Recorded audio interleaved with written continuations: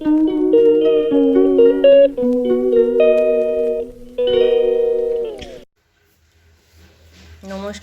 শুভ সকাল। সকাল সকাল আমার সবজি কাটা হয়ে গেছে।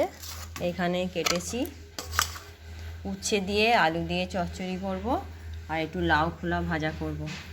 আর এখানে লাউ দিয়ে আর আলু দিয়ে তরকারি করব, একটু বড়ি দিয়ে একটা ঝোল ঝোল মতন একটু করব। ওটা ভাত দিয়ে মেখে খেতে ভালো লাগে। আর দুটো পেঁপে এই যে ছাড়িয়ে নিয়েছি, গাছেরই পাকা পেঁপে। এই দুটো আমি এবার কেটে ফ্রিজে রেখে দেবো, পরে দুপুরবেলা সবাইকে দেবো।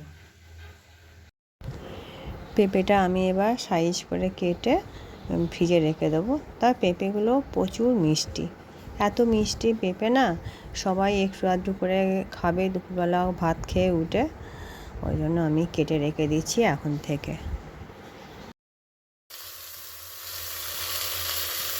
লাউটা বসিয়ে দিয়েছি, তেল দিয়ে একটু 5 ফোড়ন দিয়েছি, আর আদা বাটা দেবো। আদা বাটা দিয়েই তরকারিটা করবো।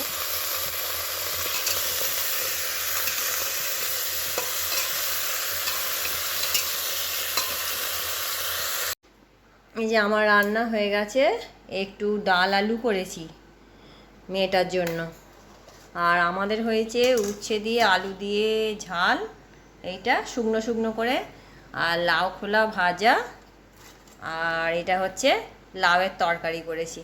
নিরামিষ আজকে, শনিবার যেহেতু, আজকে শনিবার নিরামিষ খাই আমরা, আর নিরামিষ হয়েছে। এটা কোকোর খাবার হয়েছে, ঠান্ডা করতে দেবো, ঠান্ডা করতে দিয়ে তারপরে ওকে দেবো। এই যে ফ্রিজ থেকে আমগুলো বার করি এবার। এই যে আমগুলো খোলা ছাড়ানোই আছে, ঝড়ে পড়েছিল গাছের আম।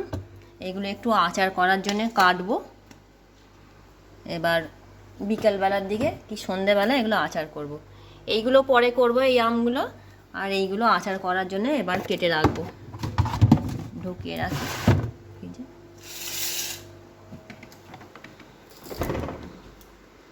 এই যে এখানে ভাতটা হয়ে গেছে, দিদি ভাতটা ফ্যান ঝেড়ে দিয়েছে, আর ভাতটা হাঁড়িটা এবার ঘরে নিয়ে যাব।